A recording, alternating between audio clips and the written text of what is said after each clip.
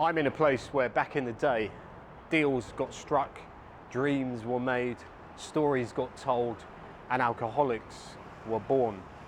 Soy Zero, under the flyover here at the beginning of Sukhumvit Road, a place where trains would rumble by and rattle all the beer bottles along the ramshackle bars. A place where if you came here on a night out, the chances are you didn't leave until the sun was coming up. A place suited for daytime drinking because the doom and the gloom of being under the flyover sort of suited the mood you were in. You didn't want to be out in the sun. Anyway, this is a video all about expats and alcoholism in Thailand. It's not something that is really discussed, and in this video I want to get down to the nitty-gritty.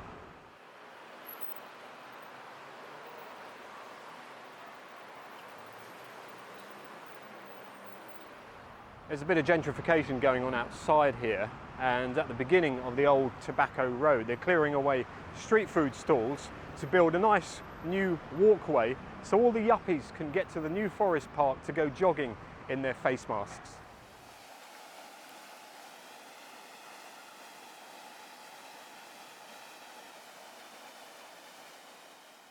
Alcoholism is so easy to fall into, but a lot of people control it and keep a lid on it. For those who are easily led or easily manipulated, it can grip you, and it also manipulates your mind into believing you are someone you're not. It makes you think that you're worth it. It gives your ego a boost. It makes you think that you have something to celebrate that night, so you're going to have a drink. It makes you think that you need to de-stress from something. And this is something that is not really openly discussed. So I wanted to make this video to get this out in the open a little bit, and hopefully some of you lot can take away a few solutions and ideas from it. I put this out on social media and I got quite a few stories and suggestions.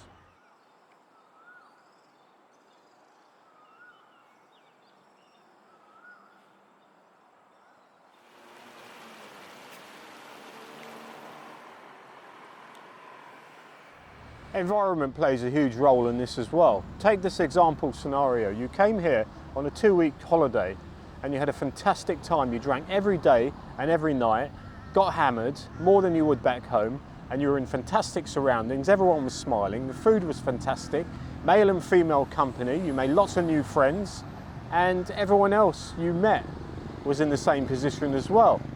So what happened when you went home from that holiday? It was boring. Everything was mundane. Everyone else's routine was boring compared to what you'd just experienced for those 2 weeks in paradise. You found somewhere you want to be. So what do? Your guts are churning, your mind is going round and round. What can you do in Thailand long term? You start checking and calculating your savings, your pension. Or if you're really ambitious, you start checking the jobs online. What can I do in Thailand? If you work online, then testing the waters in Thailand for a few months is a no-brainer. It's pretty straightforward. Or if you have a unique skill that you can offer a big company, then you got a good chance. Or maybe if you're just a good talker who can talk their way into positions where there could be openings. Or the last resort is to get a TEFL teaching certificate and get an English teaching job.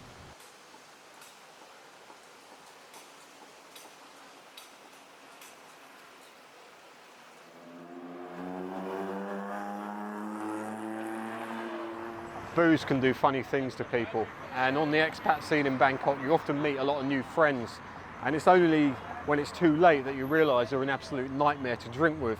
I was working with a teacher guy who seemed like a very calm, collected bloke until he had a few drinks, that was. We met after work once, and in the early part of the evening, after a couple of beers, he started being very friendly to all the people around, but in a very aggressive way. As more drink got consumed, as the night wore on, he became very aggressive in a friendly way. I had to make my excuses and leave by 11 p.m, but I heard the next day that security staff have actually knocked him out cold. He was lying on the pavement outside. Oh no! That's what we were worried about!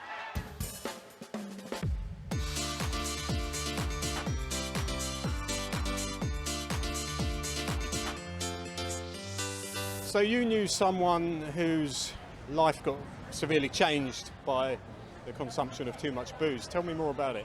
Yeah, absolutely. So we all have those friends, right, who go out not just for one night, they go out for the weekend. You know, and I knew a guy like that, Jack the lad, one of the boys, you know, into his football, liked to drink. And he came out to Bangkok, and, you know, as can happen, this place can take you in, and he succumbed to it. You know, he would go on 2-day benders, 3-day benders, 4-day benders, and it just became a habit. And eventually, you know, at one point he had a decent job here, he was going out, he was holding it together, and eventually it got the better of him, and the temptation and the booze, it just took control of his life. And he got to a point where he was borrowing money off friends, you know, and he was well liked around the area, but, you know, with a lot of expats. And the first time I kind of discovered was he owed me a little bit of money, but it wasn't mega bucks. And then I found out from other people he owed them, you know, thousands of pounds. And it turned out, you know, once the sort of cat got out of the bag, he owed his friends somewhere around 500,000 baht across the board. And this was all to feed a drinking habit. Yeah. Do you still talk to this guy? No, actually, no. We kind of cut him off because he fucked over a lot of our mates, to be honest. Screwed over a lot of our friends, because he basically didn't pay anyone back. He was coming up with, you know, essentially he borrowed this money on lies, and as sort of addicts do, you know, they get to these dark places. So he was borrowing money that he couldn't repay, coming up with more stories as to why he couldn't repay them, and he wanted more money, and eventually didn't pay anyone back. It's the whole scene, right? It's the nightlife, it's the girls, it's the drinking as well, of course, but essentially it's like any addiction. It's like a drug addiction, it's like a gambling addiction. It just becomes something some people just can't resist, and it just becomes the better of them. And before you know it, as you say, it's their livelihood.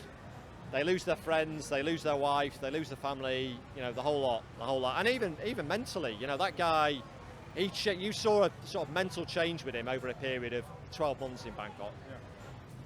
So you had a friend whose life was destroyed by booze. Tell me a little bit more about that. Well, booze in Bangkok, really. Classic story. He had a business, a wife, a family. Things started falling apart for him, and he ended up selling up, getting divorced. He came up to Bangkok thinking that, you know, this was heaven, this was the hedonistic paradise. But he just started drinking, lost his way, no motivation, just got more and more into the booze and the grog, and eventually kind of gets a bit vague, really. Bar girls, money started to run out, and it was just drinking non-stop. And now all of his mates back in Australia, myself included, lost track. You know, no idea what's happened to him. No one can find him. Is he still here? Did he die? No one knows. But, you know, it was a descent into kind of that hedonistic Bangkok booze trip. Yeah, it's easily done, isn't it? Yeah. How old was he?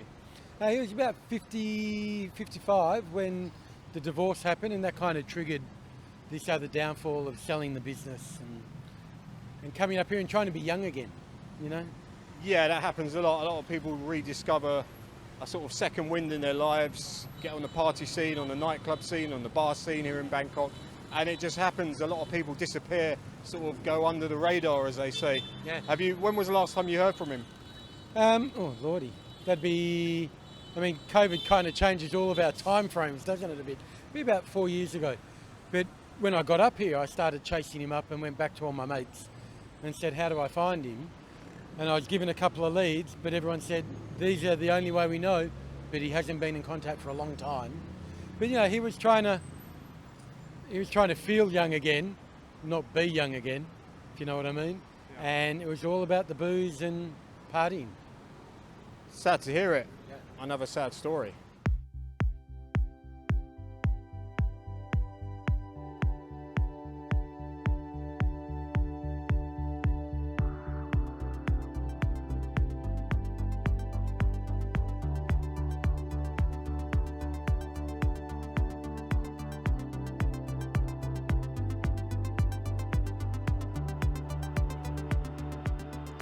Time for your comments and feedback, and most of the comments and ideas and suggestions were on how to kick the habit, how to get off booze after being on it for a long period of time. Things happen to your body when you suddenly give up drinking, and side effects. come with that. And it's those side effects that are probably the worst part of kicking booze. I've got a comment here that says there's a lot of information and videos telling you how to do it and what to replace drink with, but these people who write these, they're not there with you when you're sitting at home feeling agitated, sweating, feeling pissed off all the time, impatient, being bored, watching the clock tick along really slowly. And they're not there when you can't sleep at night, when you toss and turn because you're trying to sleep at a time when your body is usually passed out, anaesthetized or comatose from booze. So sleep is completely out of the question. When you do try and get an early night, your eyes won't close. You're trying to fall asleep, but it just doesn't happen. Anyway, solutions, medication. How do you get over the withdrawal symptoms you will get when you give up booze? Well, someone said Valium is not the answer. It's okay in the short term, but it's very addictive. Getting off Valium is worse than getting off cocaine, some people say. Zopiclone, sleeping tablet, knocks you out, makes you forget about the withdrawal symptoms of alcohol by putting you into a deep sleep, but it's addiction forming again. Another medication, same thing. Amitriptyline, it's given for pain management, but it also relieves the symptoms of withdrawal and helps you sleep. There is a comment that suggested giving up booze, the important thing is to get as far away as possible from your last drink. So if you need to go on 2 weeks of medication to get away from the withdrawal symptoms, then that is 2 weeks that your body doesn't have alcohol in it. So that is still a good thing. You can cross that bridge when you come to it, when it comes to giving up the medication. I can see the logic in that, but it's a double-edged sword. I think what also comes into it is not to rely on the medication 100%. A bit of a good old-fashioned willpower and discipline comes into it as well. So it's a conundrum that I'm sure has been going on for hundreds of years, where people have been abusing alcohol. So there's no direct, simple, overnight solution to it, is there? Well, I hope you've taken away a few positives from this video. It's no subject to take lightly, but I think some of the feedback and comments were very useful and may help you in your quest to kick the booze. Anyway, I hope you've enjoyed watching this, and if you haven't already subscribed, please consider subscribing. You can support me and support the channel by buying me a coffee, that would be great, or you can join the channel and become a member. And that leaves me to say thank you very much for watching, and until the next video, I will see you soon.